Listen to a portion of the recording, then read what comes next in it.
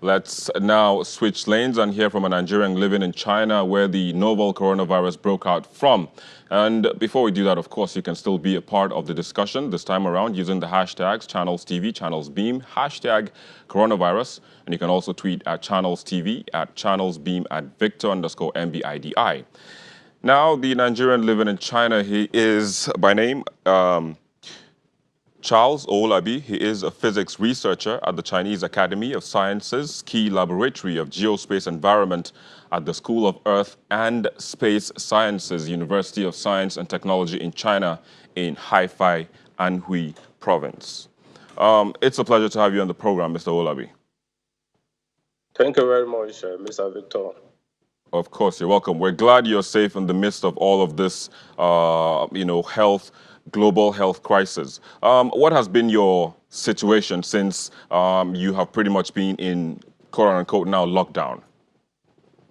For the past 1 month now, the country has shut down, and it has not been very easy for some of us because we have not experienced those hard time before.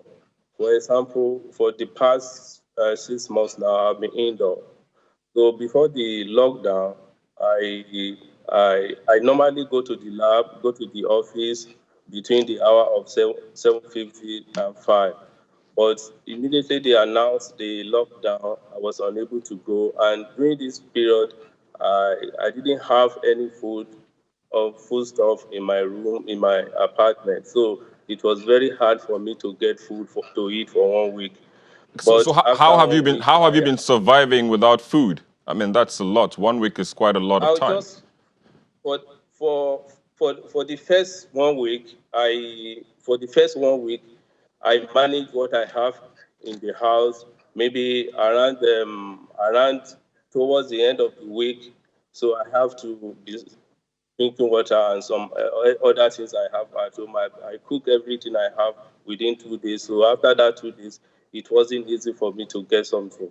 So what I did after 1 week, I wrote a letter to the school authority that they should permit me to get some food outside. They said no, that the only thing I could do then is that I order food online, and those food vendors will come and drop the food at the doorstep. So that was what I did for the first week. So after 2 weeks, I was managed to go out to some mall and get some food stuff. So it has not been really easy. Regarding my research as a space physics researcher here in China, I was just so I was about coming to that. What has been happening to your research?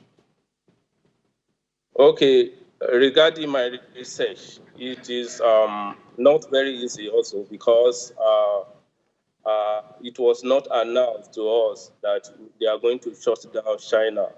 So normally, my normal routine is to wake up and prepare and go to the lab. You understand?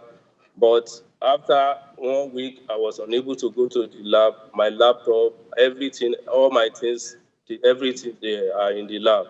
So for that 2 weeks, I was unable to do anything. I could not access my paper, my data, everything. So after that 2 weeks, I have to write again to the school authority. So they permitted me to go to the lab and take my laptop so that I can work from home. But it's not just very easy because I deal with big data. All my data, I can't run my data. I have to use a supercomputer to run my data. So I can't run data from home. So it has not been easy. And by March ending, I'm supposed to have finished my research. But now we don't know. I don't know when I'm going to finish. I don't know. We don't know anything for now. They just All right. told us So to stay indoors. what's the next line of action? What would be your next line of action? So regarding that, I have to. We just have to obey what the authority is saying for now. So they keep sending us email to inform us what they are doing and what they are going to do and where we are going to start. So, but for now we don't know.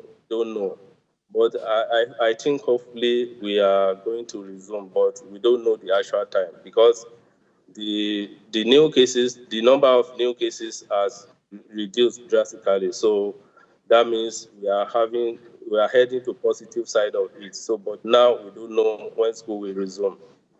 We hope that all of that comes to an end in the very nearest future. But I mean, I'd have to say that, again, like you said, safety first, obey all the rules and regulations given by the authorities and stay safe.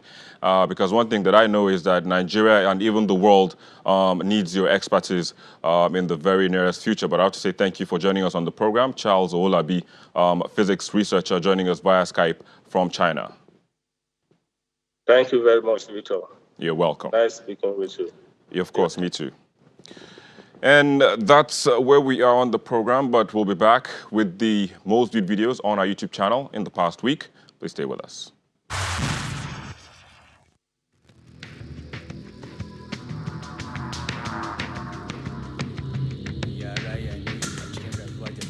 This week's top 5 videos begins with the acceptance by the deposed Emir of Kano, Muhammadu Sanusi II, of his fate after the state governments stripped him of his title. It is followed in fourth by the testimony of a lady who escaped a baby-making factory in Ogun State. Some of them is my family members. Some of them are a destitute inmates. Like 2 of them is an positive, HIV positive inmates, which I directed them where they are getting their treatment. I asked the boy, say, waiting, why the person, the marry all those girls is there here? She tell me when na business she come and do. Third spot is taken by the visit of the mum of the deposed Emir of Kano, Muhammadu Sanusi II, while he was in Nasarawa.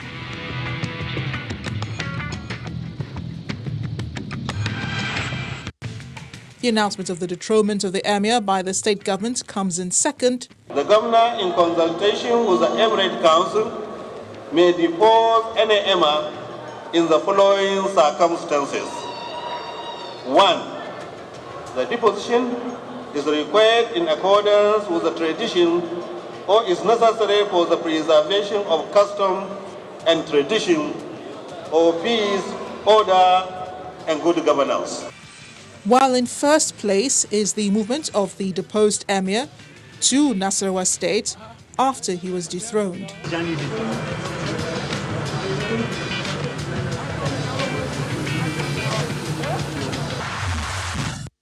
And there you go. Those were the most viewed videos on our YouTube channel in the past week. And also, that's the program this week. Thank you for watching. I'm Victor Matthias. See you again next week.